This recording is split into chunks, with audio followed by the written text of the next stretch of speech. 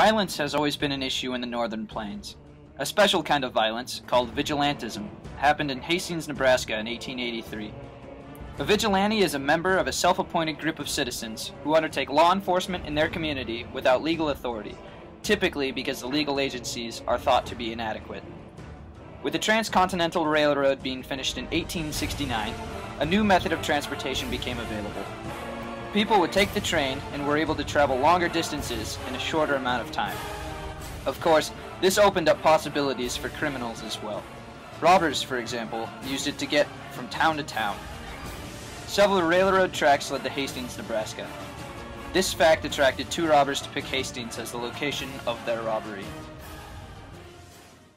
The one stayed at a hotel, and the other one, I think, was staying at a house of prostitution.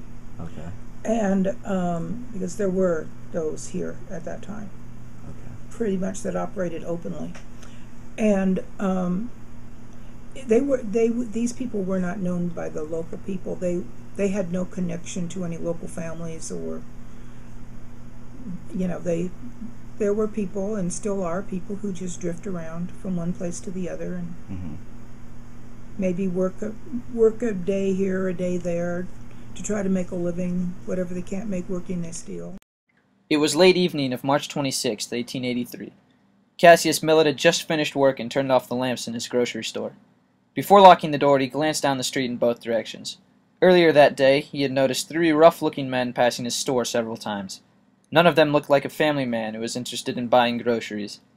Millet also knew of a number of burglaries and robberies that had occurred in town, and for this reason he carried home most of the money from his business, because he did not want to leave it in his store overnight. As Millet started walking, he was being followed, and his shadow soon caught up to him. The three men grabbed him and pointed his attention to a gun. One of the robbers said, "Keep walking straight. If you yell for help, you'll die on the spot." The plan of the men, as they later confessed, was to take Millet to a cave to the west of the city, and then forcibly take what money he had in his possession.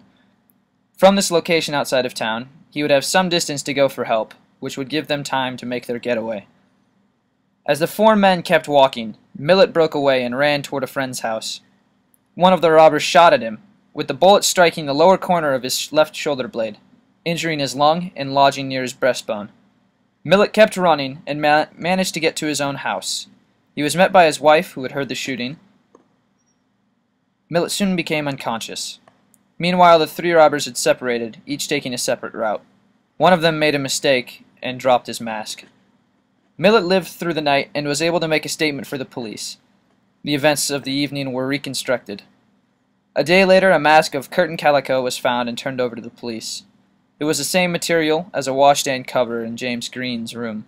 And it's thought that they had committed other crimes, because there was sort of a crime spree, robberies, breaking and entering type things. Nobody else had been shot or anything, but there had been crimes around town that were unsolved, and Hastings was a small town. There usually weren't that many crimes, and suddenly there was this crime spree just prior to this robbery and murder. And whether Ingraham and Green were responsible for all of that, no one knows.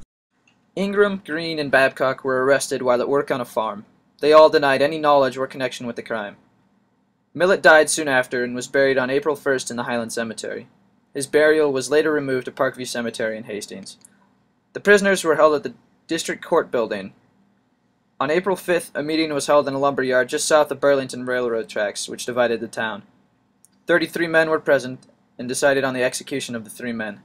The men were armed, masked, and dangerous as they moved to the courtroom. They arrived about 10 o'clock and broke into the building. The guards were not able to stop the committee, and the prisoners were tied up. The committee took them to a bridge located on the Grand Island and St. Joseph Railroad. Arriving at the destination, they proceeded with the lynching.